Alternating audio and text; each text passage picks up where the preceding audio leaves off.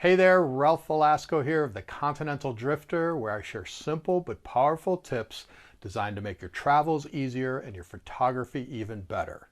If you're new here, be sure to hit that subscribe button and know that everything I talk about will be linked in the description below. In this video, I want to let you in on an incredible experience. It's one that I have with my tour participants in a small town in Romania, so be sure to stick around for that. Now, let's do this. Remember, drifters, life's too short not to travel.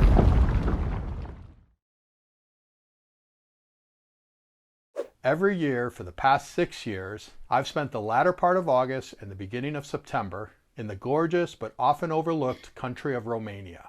When I travel, I'm constantly looking for new and interesting experiences to have myself, but also to share with my tour participants. I was able to do just that while our group was in Vișcri, a very small village located just outside of Sighișoara, one that we always visit when in this area. Vișcri has a wonderful Vice-Kirk, or white church, that we visit.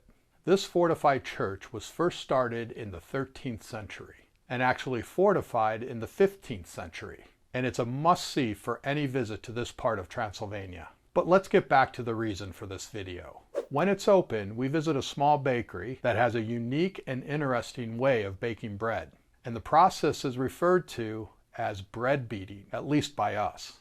First, the local ladies working at the bakery bring out huge tubs of freshly kneaded dough, weighing many kilos. Then a man with a long peel used for putting these huge portions of dough deep into the preheated oven waits for the ladies to do the next step in the process.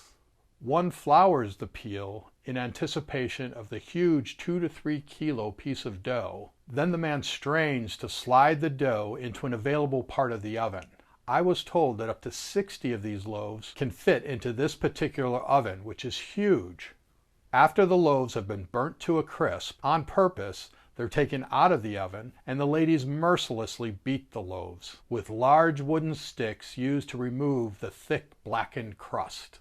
Next, each loaf is brought to a nearby grinder where the man, wearing safety gloves, grinds off the remaining black bits and then puts them on the shelf for sale. The finished loaves are then sold to the general public for the equivalent of about $1.50 US. Isn't this amazing?